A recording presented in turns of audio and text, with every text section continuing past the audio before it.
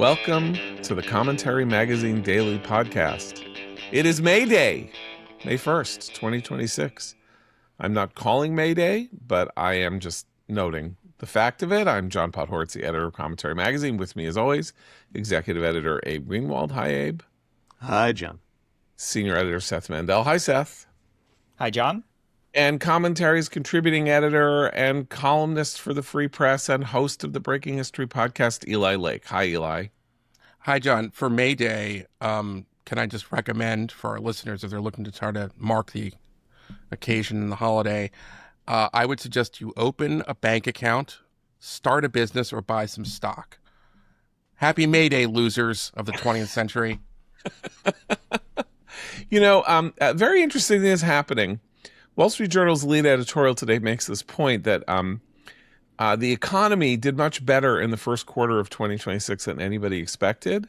And the reason that it is business investment. And the reason that there is business investment in the United States that seems to have been unexpected is that it's probably data centers and the construction of data centers and infrastructure for artificial intelligence and for the companies that are doing artificial intelligence. And I bring this up only because, we're all very alarmed and worried about artificial intelligence and the effect it's going to have on jobs and work and what we do and how we collect information and fakes and will it take over the world and destroy the world and its hallucinations will be ruinous. But it is worth noting that so far we are benefiting economically, fiscally, financially, and in terms of our employment and our macroeconomy from it, which raises the May Day question of why Bernie Sanders, wanting to have a conference on AI, is inviting Chinese government officials and Chinese AI people to have common conversations about this when clearly this is the economic Cold War of our time. We are locked in a competition with China on how to manage this. We, of course, are worried about the moral frame that AI and the moral threat that AI poses, and China probably isn't, though it needs to protect itself from the liberation from government control that AI might represent. But since I am a believer in the lab leak theory, and I believe that China's behavior in Wuhan and other places is an indication of just how amoral they are willing to be in pursuit of their aims, I just think it's worthy to point out that often our economic success in the last 20 years has come in spite of liberal, leftist, anti-capitalist grumbling about the consequences of efforts to build new industries. And I think particularly of the hydraulic fracturing industry, which literally was incepted in 2007 and is responsible for the fact that the United States economy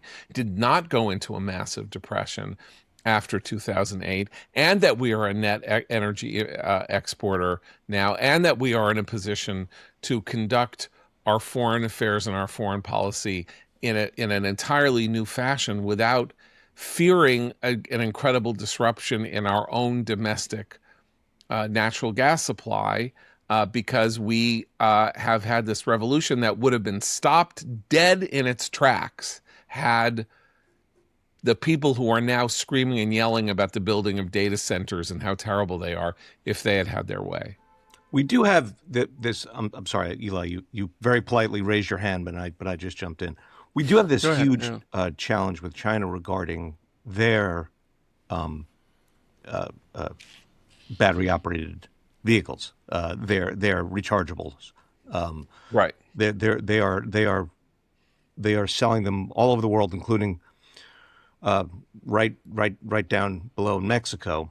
We're trying not to let them into the country in various ways, and they're selling them much cheaper than any that we're able to produce here. And that is going to take, when you talk about a economic Cold War, that's going to take some new thinking. Fair enough. But I and was presumably a part of the reason that we have this problem, their rechargeables are better than ours or are cheaper than ours or whatever. It's not just that they're selling them under market and all that, which of course smaller economies do in order to capture market share. But I assume that this is a highly regulated, highly complex, highly interfered with business that American manufacturers are entering are not having the same innovative qualities that they might otherwise, because it is automobiles, because it is energy, because it is games are being played, particularly in California, as Californians love to do, with how things are made and built and constructed. And at the same time, of course, we helped China get started in all this, like joint projects and then they go, okay, we got it. We figured out what you're up to. Right. We'll put an army on this. We don't need you anymore. Yeah. Yeah. can I steel man an AI argument that yes, we're seeing the benefit now in terms of the construction of data centers, and that's good, but that's not a sustainable. That doesn't address what are, I think, the fair concerns about the the way that AI is going to restructure and revolutionize the economy, which is that we might get data center jobs now, but we're kind of fashioning a rod for our own backs, in the sense that if it's true, and I'm not entirely convinced it is, then you know the college educated jobs will be replaced. You won't hire paralegals. You won't hire, reporters that used to just, go to a hearing and tell you what's said. I don't think, by the way, that AI yet has shown that it can write a compelling, like, kind of magazine feature or things that require voice, but it's getting there. I was playing around last night with Grok Imagine, the latest Grok AI, and you can ask it to. I asked it to show me a photo of Ronald Reagan explaining Nicaragua to Joe Strummer of the Clash, and I could send it to you, and you'd look at it and you'd say, "Wow, when did that meeting happen?" So it's getting better, and that's the argument, I think, from the AI skeptics. I'm not among the AI skeptics. If Christine was here, she'd probably make a better argument. But the data center boost doesn't get us out of the woods. Whereas I'd say that with fracking, what you said is that was based on just a kind of a wish casting of the green left and green progressives, which was that we would find alternative energy and we wouldn't need to be doing fracking. It was basically just they've been doing this, as you know, for years. Solar and wind and everything like that would eventually replace it. So why are we going to risk whatever environmental degradation by doing this fracking, when in fact the correct argument was we're still a long way away from alternative energy sources like that, other than nuclear, which they don't like for other reasons. So we should do this for our own energy independence. And we talked about this offline, John, but I don't think we could have done this Iran war had it not been for fracking. And that, of course, is an interesting problem, because many of the people who oppose fracking also oppose the Iran war, so they don't like the idea that we have been freed up to allow us to go into this military adventurism. I just want to say that can I just add on fracking, by the way, just on the issue of energy, the people who opposed fracking also, this was all based on, climate stuff. And in several times in the 2010s, Andrew Cuomo, when he was governor of New York, did all sorts of stuff to try to sabotage, fracking, but it expanded into anything that could be connected with the energy industry. And so I think it was in 2019, the New York blocked several gas pipelines that were going from Pennsylvania. Pennsylvania was saying, well, fine, if you won't frack, we'll dig the oil. And then New York was stopping pipelines from going from Pennsylvania to New England out of peak or whatever, and needed federal intervention because the gas pipelines that they were blocking were New England, part of New England's, energy field is on gas, and so prices were spiking, and it was heading into, a season where the system was, at half capacity or whatever, the whole thing. But the point is that it was like this same reason wasn't even just this one fracking thing. It at one point stopped people from getting heating Right. energy Well, that is to the ultimately, northeast, for winter. but that is ultimately the problem with Luddism, which is that it's philosophically opposed to the future, and therefore, you start with there are economic degradation problems with the act of exploring and mining and getting this stuff out of the Marcellus Shale in Pennsylvania, for example. And then because it's coming out, then you just try to stop the pipes from carrying it, as though that was going to mean that Pennsylvania wouldn't just like send the oil southward through the pipelines that it was already building to the Gulf of Mexico. The only reason I would defend this, and I didn't even really mean to get into this whole thing in this way, but is that the data center story is one that we did not anticipate. The size, the meaning, the effect of hydraulic fracturing was something that nobody could have anticipated. The world-changing effects of this when it was really just underway. And those effects are not just in the United States. Israel is going to achieve total energy independence because of its ability to frack in two fields, one in the Mediterranean and possibly one on Israeli soil. And this will happen elsewhere also. And what is the nature of the natural gas that is being extracted by hydraulic fracturing? It's cleaner. It is cleaner. It is less dirty than petroleum. It is a net benefit in a world where we're not going to move magically to renewable energy sources to power an 8 billion person planet.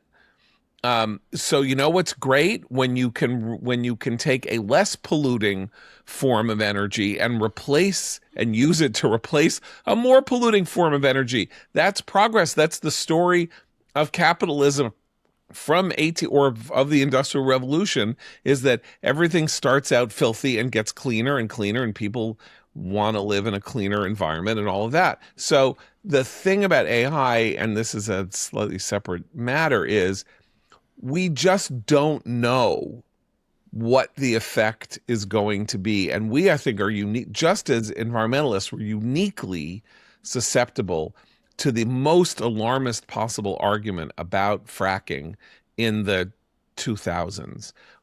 Because we are college educated people whose professions and livelihoods and children's livelihoods and all that seem to be threatened by what AI might do, we have a potentially Luddist attitude about it, that we don't know. We just don't know what effect it is going to have. There's always been this theory that, for example, it would kill radiology. It would kill the business of being a radiologist, because you take the picture and then AI would go through 50 million versions of every possible radiology, X-ray, or image that had been taken and see what's going on and then announce it. But it's not at all clear that doesn't, in the end, improve and enhance this as a business, because then how do you treat it? What do you do? How do you read the results? How do you explain the results?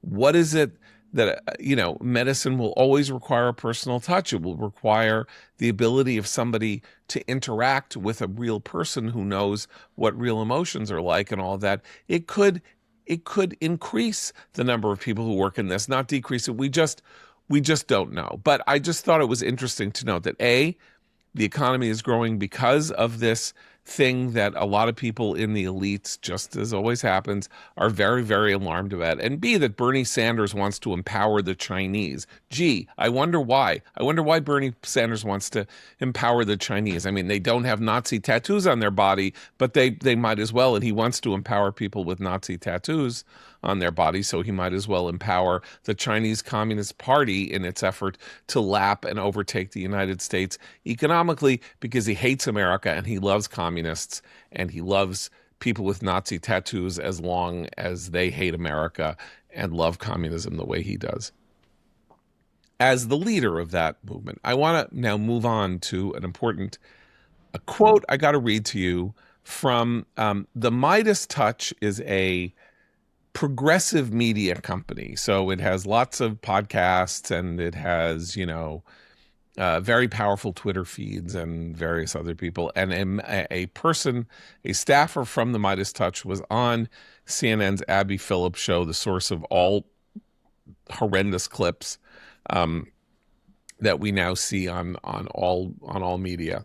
And a guy who works there named Adam Mockler was asked about why it's okay for Graham Platner, now the Democratic candidate for Senate in Maine, why it's okay that he has a Nazi tattoo, or why Democrats shouldn't be upset that he's somebody who has a Nazi tattoo. And it's not just a Nazi tattoo. He's got a 20-year record of supporting war. He's a crazy person, supporting war crimes and like talking about the good way to rape women. And I mean, he's either a lunatic or a leftist lunatic, or a Nazi leftist, National Socialist, Democratic Socialist lunatic.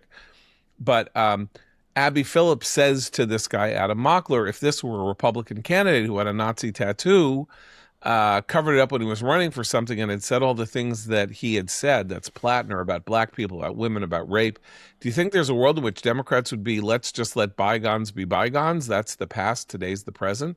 What she's referring to is a lot of people saying he was young, he was troubled, he's working through it, he's a mensch, and he's really trying to work himself through. That's what John Favreau of Pod Save America said. He's working through it, and he's a mensch. He's a mensch like Goebbels was a mensch, but we'll go on from that. And here's what Adam Mockler. I liked Favreau better when he was making swingers. Anyway, that's a joke. Yeah, there are two Favreaus. Yeah, it's there's weird. Good Isn't that weird? Favreau, who's just made the Mandalorian Grogu, and then there's bad Favreau, who is the good Favreau, by the way, just is rehiring Gina Carano and helping Gina Carano get her career back after that awful Disney spat. So yes, the good Favreau is very good Favreau.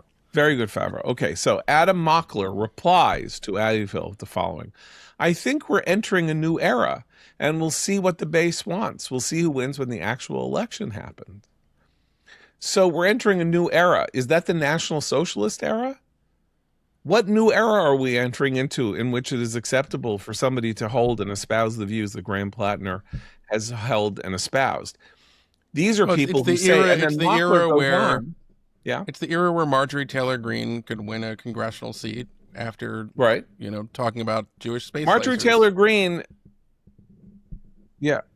Okay. I'm saying. Here's I'm what saying, Adam Mockler follows up with. Yeah. Yeah. Yes. Go ahead.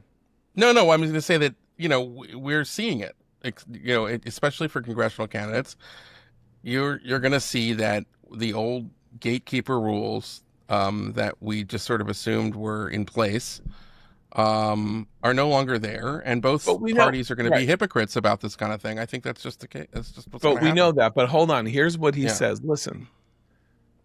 But for the past decade, Democrats have been united by our opposition to Donald Trump, and now Graham Platner has a forward-looking message.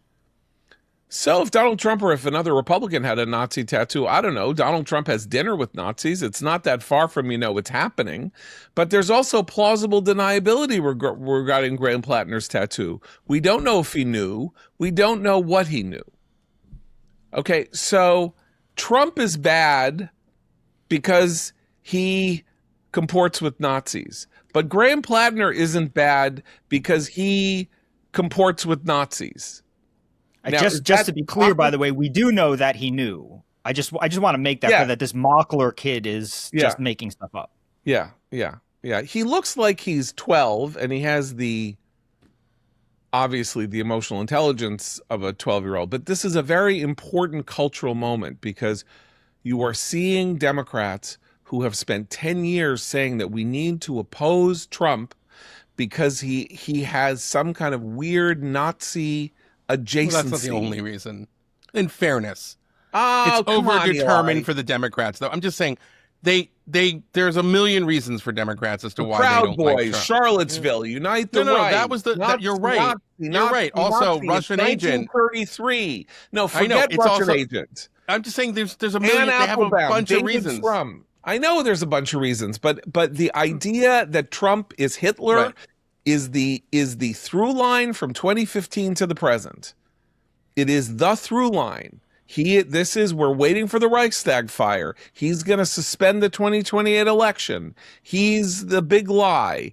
All of that Okay. is Nazi redolent. And here we Yes. have a Democrat running for office as an anti-Trump figure with a Nazi tattoo on his body who has spoken favorably of rape. And Democrats are finding it very easy to twist themselves into pretzels, having used the Nazi attack on Trump as a unifying stew for the entire liberal, not just liberal coalition, but also like sensible Americans who don't like the fact that Trump comports, and understandably comports, with despicable people who have despicable ideas. And I guess you could call it hypocrisy. Or Well, you it's could even say, worse than that, Yeah. to use Okay. Abe's great Yeah. line. It's worse than that because one of the reasons that we know that Trump is not a Nazi is because he has now publicly broken with the Nazi adjacent Tucker Carlson. So, the argument was, he didn't know that he didn't know who Nick Fuentes was when Kanye brought him to Mar-a-Lago, I think in 2019. Okay. Tucker Carlson had, a suck-up interview, a softball interview where he wanted to be friends with Nick Fuentes. Now, Tucker and Trump that relationship is over, it looks like. Trump attacks Tucker and Megyn Kelly and the people on that side of things. And in the middle of all that, you now have the same people on the sort of left edge, the DSA edge of the Democrats saying, I never agree with Tucker Carlson, but he's got a really good point on Israel and this Iran war. And so you can already start to see a little bit of the mainstreaming or the second look. Marjorie Taylor Greene went on The View. So I'm just saying that what's interesting is that it sort of further exposes that it was never about a principle anyway, because all of these people who were the kind of garbage beyond the pale types that Trump was associated with, and there was guilt by association, he's broken with a lot of them now for a number of complicated reasons. And, the populist left is in this kind of taking a second look at them as in the same way they're taking a second look at Hassan Piker. So, you're absolutely right. It, at least if for the partisan party types, it never meant anything. The one aspect of actual Nazism that the left seems to be least concerned with is the hating the Jews part. Is the most fundamental aspect of Nazism, It's like, which is anti-Semitism. You're a Nazi because there are ICE forces in the streets which are redolent of paramilitary force. You're a Nazi, certainly anti-black racism will put you in the Nazi category. And he hinted foreign expansion makes you a Nazi. Any sort of inclination toward authoritarianism makes you a Nazi. But anti-Semitism means it's time we talk about Israel. Well, and that's the funny thing about these. It's like they are very good at hearing dog whistles, but only dog whistles. Like they can't hear you if you just speak out loud to them, if you're standing 3 feet away from them and speak to them. It's like, I mean, our Noam makes, has made this joke in the past. I think basically what he said was, he was talking about the fact that, Republicans get accused of dog whistling anti-Semitism when they say like East Coast or whatever. And Noam's point was to the left, everything means Jew except Israel. Right. You can say Israel's genocidal, Israel's killing babies, Israel's poisoning the wells, Israel's doing this and that, and it's like we're not talking about Jews. Well, who mentioned Jews? So, but that's the kind of thing that Abe, I think you're talking about, which is like they're very sensitive to the things that could be maybe construed as, but if you just come right out and say it, they play dumb. Let's move on to the war that fracking has made possible. The war in Iran. I We have more polling. It's very unpopular. 2/3 of Americans disapprove of the war in Iran, though I think that number was probably close to 2/3 when the war started. Also, it's never been popular. It's 2 months, so that's how never it is.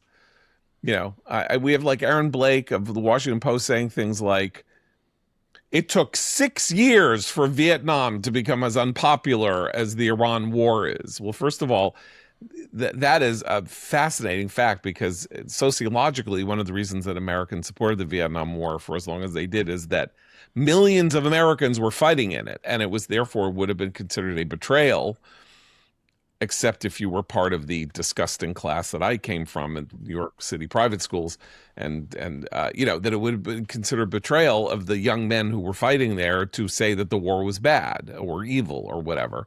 That's one thing. And of course, almost no Americans have skin in this game, because A, we have a volunteer fighting force, B, the number of Americans who are actually engaged or involved in the war itself is numbers in the low tens of thousands, as opposed to millions or hundreds of thousands.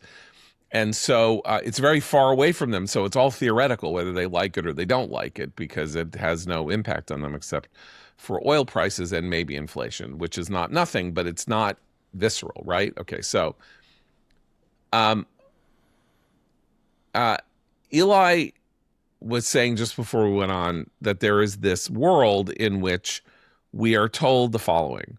Our military has been exposed as being hollow and like it's lost the thread and it's not that good. That was a New York Times editorial yesterday. Our military is a beat behind, or it's not in good shape, or whatever. That's number one. Part of that I would agree with, in the sense that we should have been spending more on our military, but I don't remember the New York Times ever saying we needed to spend more. Thanks very much to them. But that's not what they mean. They mean that there's something weird that we were unable to deliver the knockout blow that we thought we were going to deliver, and now the military is exposed as hollow. And of course, Iran is winning. This is how much Iran is winning, but I think, Eli, I want you to sort of dilate on this. In a story in the Wall Street Journal this morning, which is about Iran struggling to figure out how to win this war that it is supposedly winning, Iran is now saying things like, you know what they're going to do with the Strait in order to make sure the Strait of Hormuz remains closed? They're going to use trained dolphins carrying mines on their back to swim in the Strait of Hormuz, obeying their orders and being essentially, a live traveling mine. This comes from a 1974 movie called The Day of the Dolphin. And I am not kidding you when I say that the plot of The Day of the Dolphin is that George C. Scott is a dolphin expert, and the military is training dolphins to put mines on their back. And guess what they want to do with the mines? They want them to go and blow up the president's yacht so that the military can take over the United States. And George C. Scott has to free the dolphins who are being trained and can now speak English. The dolphins can speak English, and they can carry mines, and they need to be freed by George C. Scott. That's 52 years ago. Day of the Dolphin. It's probably the first American movie, or the only that's been showing in Tehran since 1979, for all we know, because it's very anti-American and incredibly stupid, and it's one of the worst movies ever made. And it was by Mike Nichols. So when you hear people talk about how wonderful Mike Nichols is, don't believe them. They are pulling a plot from a 1974 filmic disaster as a public threat to the United States about how they are going to keep us from succeeding in our military aims. So that says to me they are in a whole lot of trouble. Before it's Eli not even a answers this credible seriously and gives threat, us the by the way. serious It's analysis, like, can yeah. I just What? say what this brings to mind? In 2003, the Palestinians used an explosive laden donkey to carry out a terrorist attack against Israel, Yeah. and PETA, the People for the Ethical Treatment of Animals, sent Yasser Arafat a protest letter saying that there were no Geneva Conventions for donkeys, and could he please leave the animals out of it? So I assume that's what we'll see with the dolphins. Oh, and the It's fine to Palestinian bomb Authority. the Americans and bomb Yeah. people it's fine to mine the waterway. Just please don't use poor dolphins. Yeah, by the way, the Palestinian Authority, someone in the Palestinian claimed yesterday that the Israelis are sending trained rats into Palestinian cities either to spread disease or to like leave tiny little bombs somewhere. Trained rats. I don't know if you're aware that rats are, can be trained in this fashion. Maybe they can also by the way, speak just like the dolphins in Day of the Dolphin. historically, we've used birds for targeting, and dolphins have been used for military purposes. For like, Carrier pigeons had yeah, very and important all sorts of military stuff. But yeah. applications. Of course, there was a whole but I'm not- documentary. I'm not- that was I'm called not The Day of the fearing- Dolphin. I'm sorry, but the world's largest and most important military can evade a mine-carrying dolphin.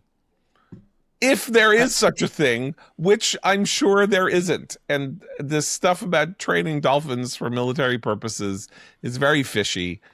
And as I say, is semi-fictional. But go ahead, Eli. I'm sorry. So here we are. The Iranians are trying to make the case that they are, like in some one-to-one fashion fighting the United States for control of the planet. The just I don't have any more dolphin jokes, but the idea that the Iranians would fully mine the Strait of Hormuz, they did drop a few, is ridiculous. Because that would be like them blockading their own economy. I mean, and their most important ally is China, which hasn't done much, by the way, for them in this war, and could certainly have done a lot more. That would sink China's economy. So there's an argument, if you were really reckless, you could say, you're telling me you're going to destroy Iran and China's economy? Don't tempt me with a party. You know what I mean? Like, your terms are acceptable. Now, obviously, there would be problems with the price of oil and other, okay, I get it. But my point is that it's not a realistic threat. And if it is something that they're seriously thinking about, okay, you know what, we're really going to do that, then they're in more trouble than one might think. I think that my read, I'm not trying to be Pangloss about the whole thing. I'm not trying to say that, everything's hunky dory, because I could point to things that are troubling. I mean, to bolster the other point about that New York Times analysis, is that it is true that our base structure in the Middle East was largely exposed, particularly the closer they were to Iran. And we did not have any kind of adequate missile drone defense. And they have largely been rendered useless. Now, we avoided casualties because we sort of understood this, so we removed a lot of personnel. But we have to rethink our entire basing strategy after the war. That's not the end of the world, by the way. I mean that happens in war. The main thing you have to keep your eye on is what were the strategic benefits of the campaign. And in that respect, I do think there are more targets. I mean, I think that there's probably about half of its ballistic missiles that still need to be taken out. But Air Force, Navy, the nuclear program, the industry that makes the missiles, the industry that made their centrifuges and other parts for their nuclear program, they are much further away.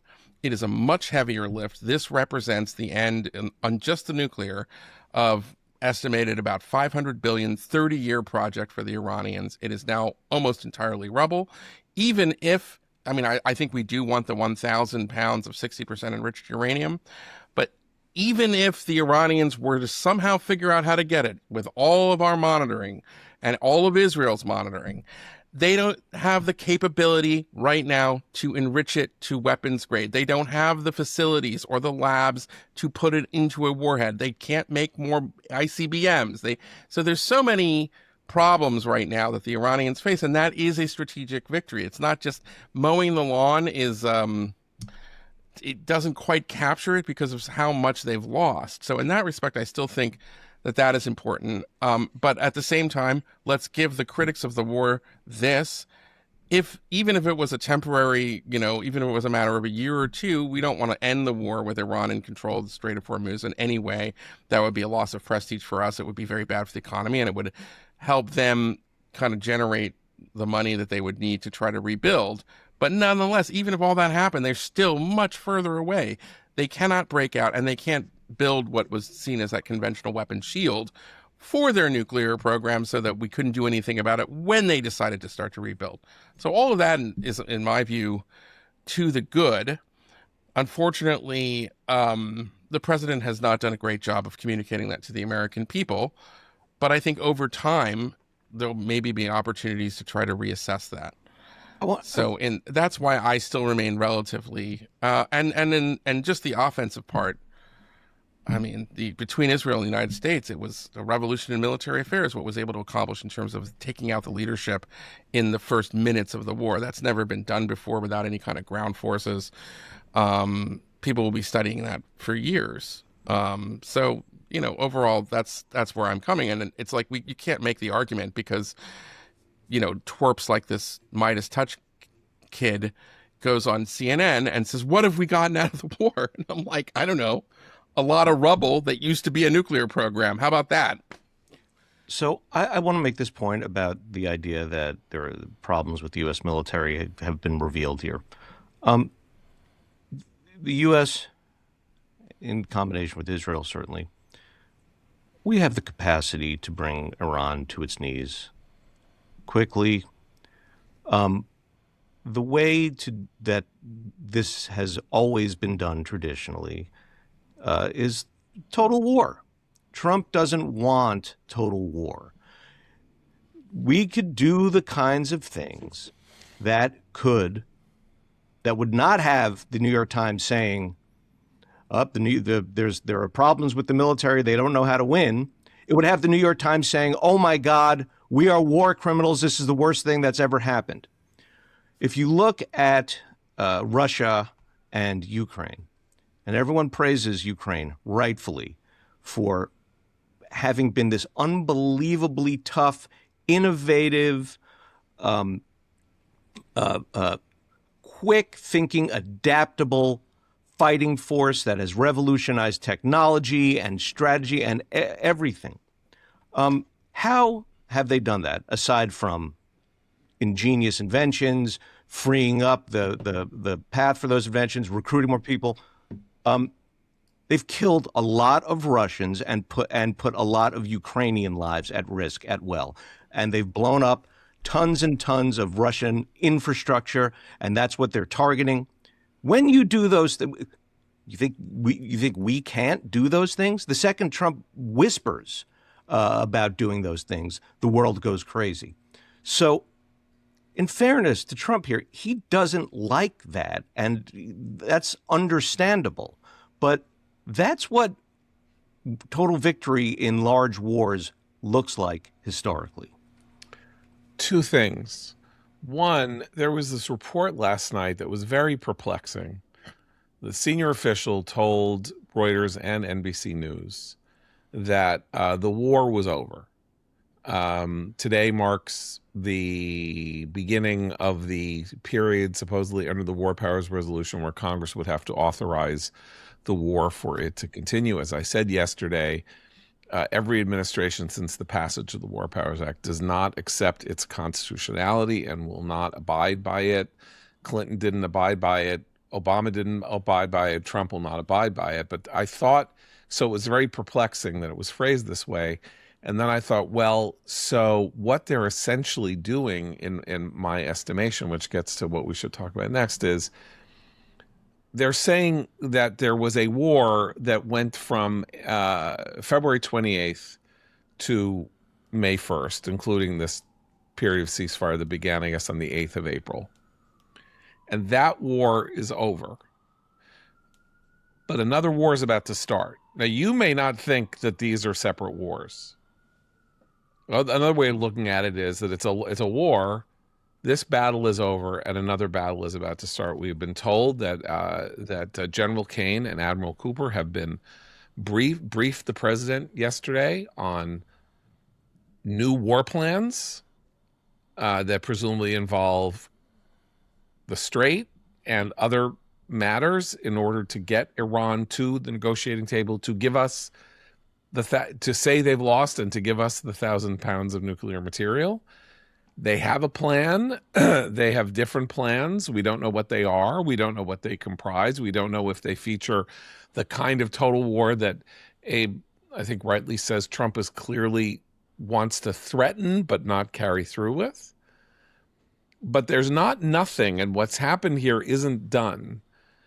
The question is what that means. And I think if I read what happened last night correctly, and I may not, because this administration is very weird and communicates in very weird ways, we're about to enter a different phase, an entirely different approach that's not going to focus on the leadership. We may not leadership or the nuclear, so whatever. Maybe the Israelis will do it. We're going to focus on maybe the coastline in order to keep the Iranians away from the coastline, to take out their drone capabilities and the threats that they pose in the Straits of Hormuz. Maybe we're going to kill all the dolphins that have the mines on their backs, and we're teaching them English instead of Farsi. I don't know where that's going, but clearly something else is about to pop. Do you agree with that, Eli? Yes.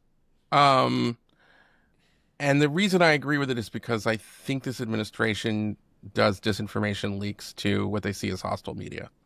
I also agree with it because I don't think that Trump has indicated in any way that he would leave the war with some sort of deal that would leave the Iranians in charge of Hormuz.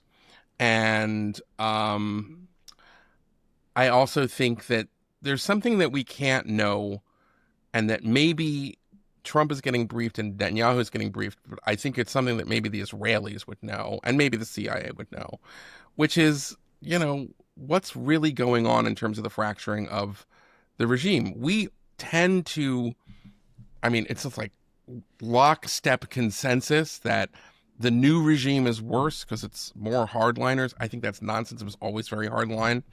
Khamenei authorized, obviously, and Larijani, both of whom are no longer with us, authorized the massacres of January that maybe killed up to 42,000, according to Trump, protesters. So the notion that we got a worse regime is kind of ridiculous. But where are the fractures here? And I think that, we only see little bits of it, but I bet there's a much deeper analysis. And I think that that's what, when Trump talks about it's kind of a new regime, even though we didn't say we wanted regime change, we kind of got regime change. He's talking around this idea that it's not like there's a coherent and everybody has rallied around the flag. We know that the president, who's on this 5-person council that was delegated under Mojtaba Khamenei, the son of the supreme leader who we still haven't seen, we know that he has said that there's going to be an economic fiscal crisis and we're not going to pay salaries. We have to get some sort of economic relief. And the blockade, I think, in that respect is working. So there are parts of the regime right now that are kind of being forced to look at some very hard and unpleasant facts and truths for them. So I just think that, yes, we are going to do that. We wouldn't leave with them in charge of the Strait of Hormuz. And Trump, other than that errant post on Truth Social, which did freak a lot of people out when he said we would both collect a toll for the Strait of Hormuz, You know what I mean? Other than that, he has not indicated in any way that he is willing to allow this to be the status quo. And I think if you go back and you look at all the people who are predicting that Iran will be, I mean, Robert Pape, I just wrote a column on him, the University of Chicago professor, has written and said repeatedly that Iran will emerge from the war as a fourth great power in the world with Russia, China, and America. That seems crazy to me. But it's I all thought it was crazy too before I read about the dolphins. Yeah, right. Now, yeah, who knows, right? Exactly. But, If they have dolphin technology, we must bow before them.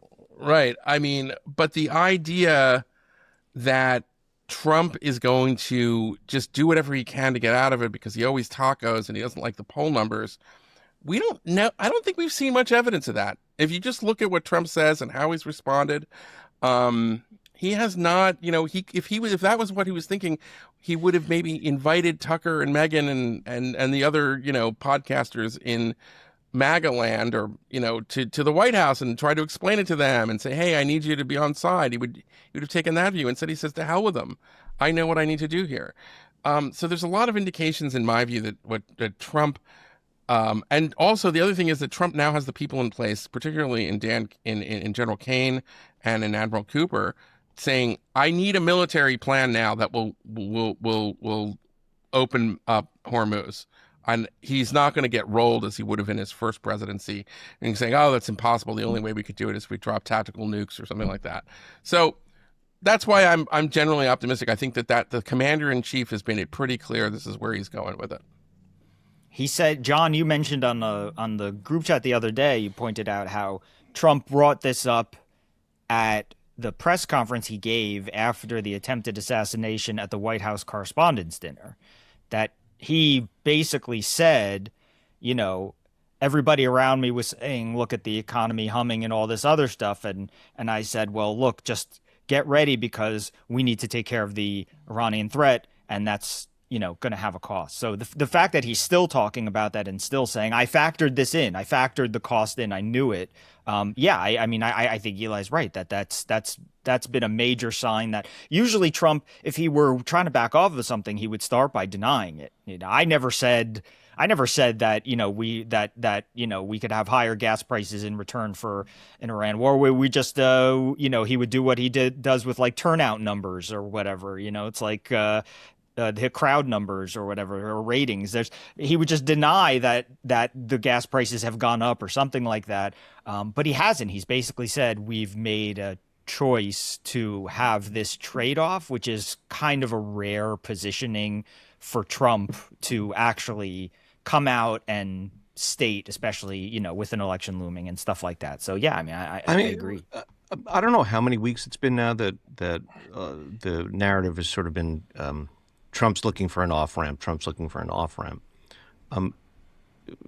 If it's 3 weeks, he could have found an off-ramp, a bad one. He found an off-ramp from Minneapolis.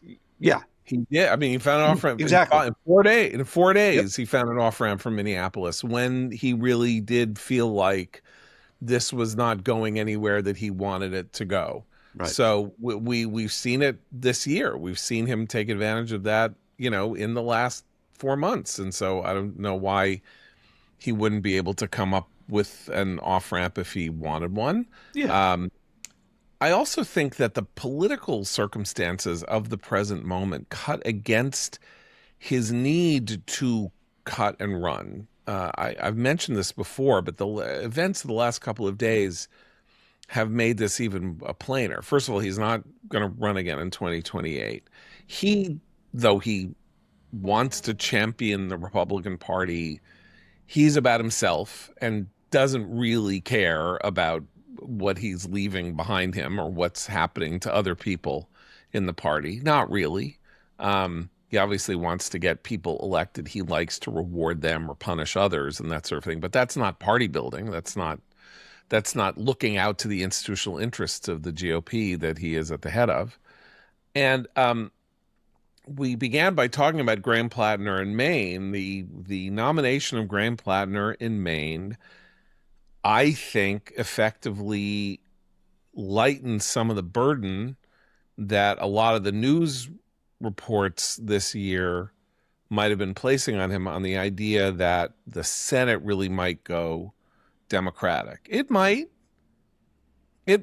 but winning in Maine, almost every scenario that you had thinking that you were going to go Democratic in the Senate had a victory in Maine as an absolute necessity, turning that seat from Republican to Democrat. And the Democrats have given themselves a very heavy lift in Platner.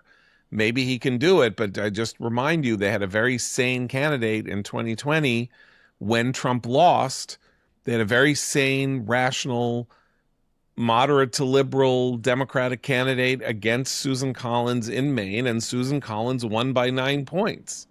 Now, I know it's 6 years later, she's older and all of that, but, you know, the past is prologue. If the Democratic Party is going more radical, but there isn't that much evidence that Maine itself has gone more radical, I don't know if they're going to want this Mr. Tattoo, here are good ways to rape women guy as their candidate. Can you imagine like the ad? I mean, it writes itself. You just get a bunch of, former special operators and other veterans and say, "Hi, my name's John Smith and I served in the 86th Airborne. I would never put a Nazi tattoo on my body. Yeah. My daddy fought my grandfather fought in World War II against those Nazis. Yeah. I don't know who this guy is." Boom. I mean, right. I think that'd be pretty effective anywhere, particularly in a state like Maine. They keep saying like, "Oh, come on, he was in the Marines."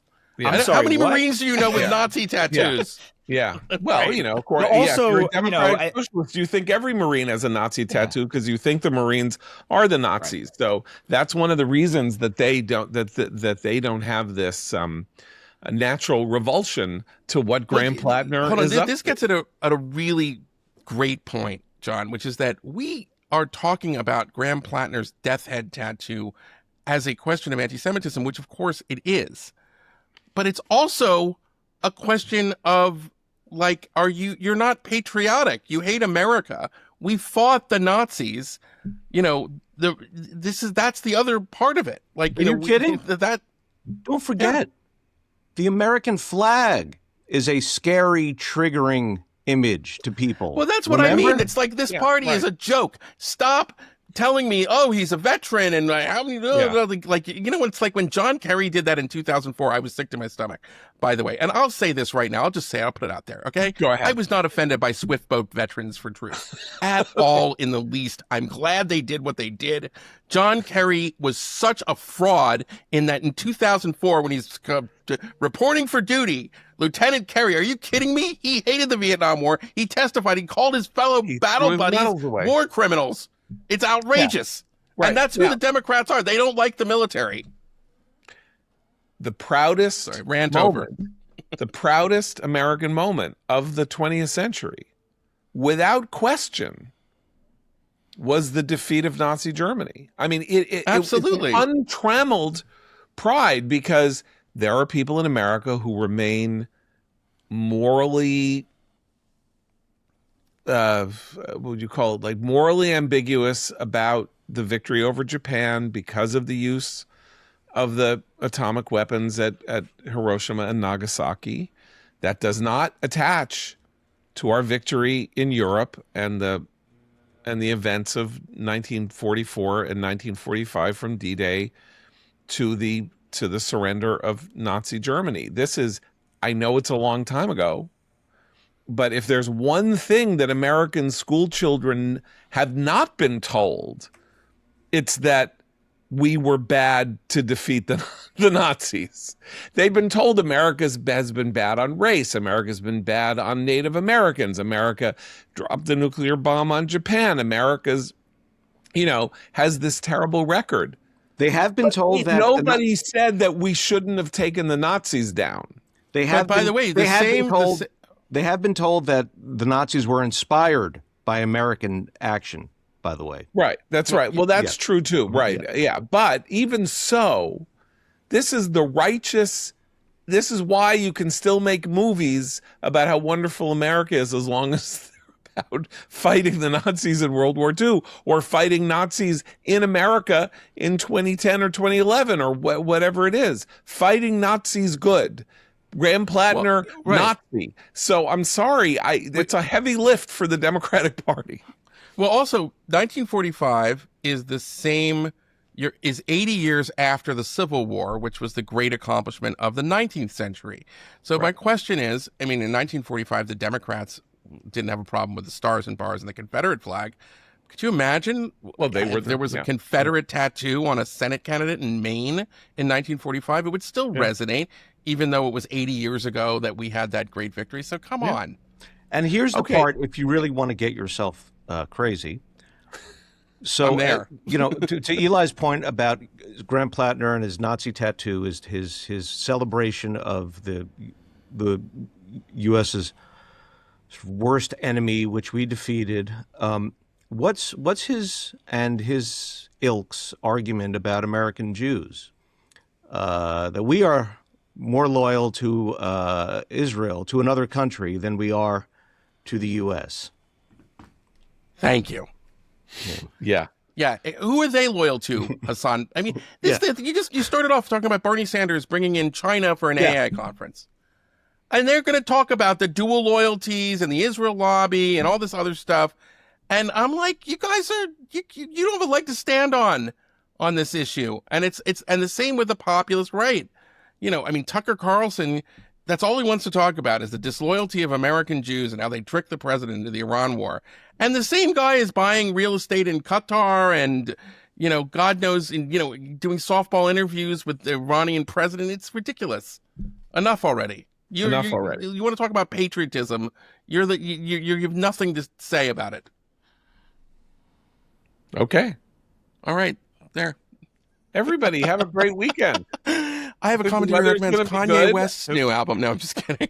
How about the Knicks winning by 51 points?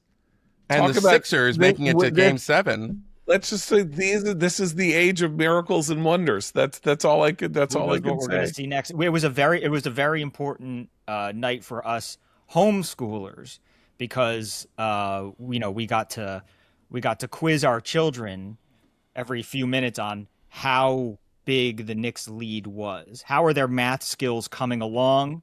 How are we doing? If you can look at it and right away say 51. So we appreciate the Knicks giving us, a made for homeschool math lesson also. They're clicking. Fun for the whole family. I don't even care about basketball, but this is a once in a half century event when two elite teams come together and one of them just literally crushes the other under the sole of its foot. So Elite's doing a lot of work for the Atlanta Hawks. They're a fun story.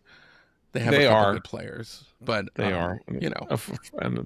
Yeah. So I'm sorry for the Hawks fans, and you're all wonderful, and I'm sorry, Steve Price. Anyway, we will be back on Monday. So and Dominique Wilkins, we're sorry, Dominique. Yeah, we're sorry, Dominique Wilkins. Sorry, Dominique Wilkins. For Abe, Seth, and Eli, I'm John Podhoretz. Keep the candle burning.